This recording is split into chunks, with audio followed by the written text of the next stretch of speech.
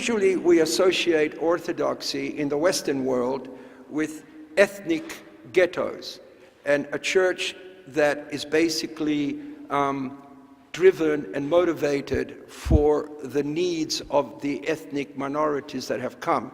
I grew up in Australia. I'm perfectly aware that the raison d'etre, the existence of the Orthodox Church in Australia is largely driven to take care of our Greek people, and correctly so, and there is no problem with that. However, the issue remains that we are Catholic, that we are ecumenical, that we are beyond any particular race or creed, or, well, not so much creed, but race or color or ethnicity. The last words of Jesus in the Gospel of Matthew are striking and interesting.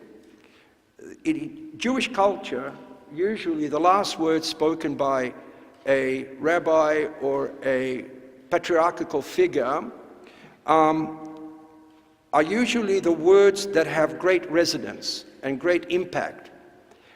For example, we have a whole stack of literature in the 1st century BC called the Testament writings, the Berith in Hebrew.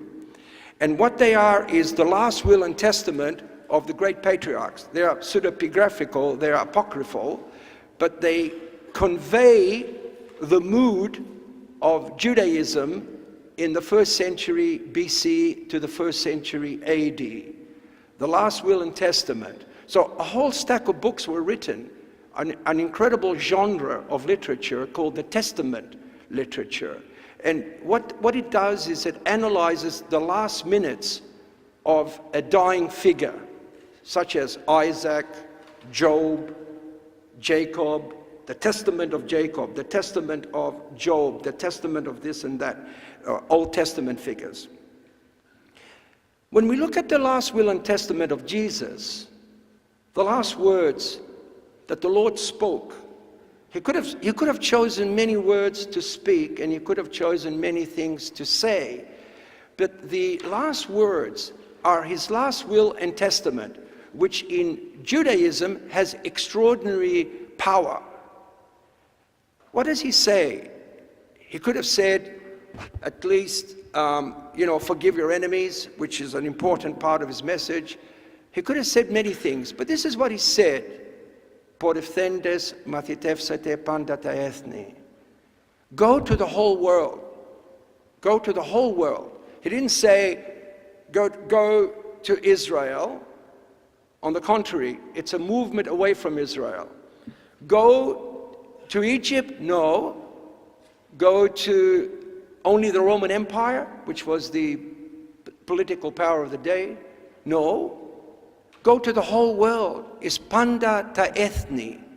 And the word ethni means also those who are not Jewish, the goyim, ta ethni.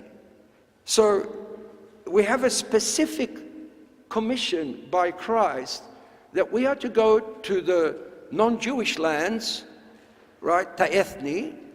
Which ones? All of them. All of them. Okay, and what are we supposed to do there? What is our function there? He said, to teach them what I have taught you.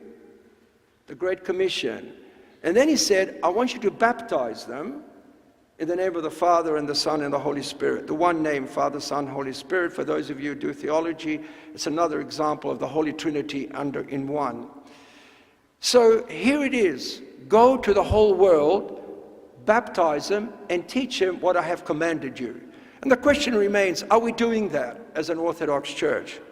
Have we taken that seriously? Are we attracting the finest products of Orthodoxy into this Great Commission to go out to the whole world and preach the gospel? Remembering that the Deftera Parousia, the second coming of Christ, cannot come until he said the gospel is preached to the whole world. Once the gospel is preached to the whole world, then we are preparing the way for the second coming. That's how important it is. That's how crucial it is. That's how significant going out preaching the gospel to the whole world.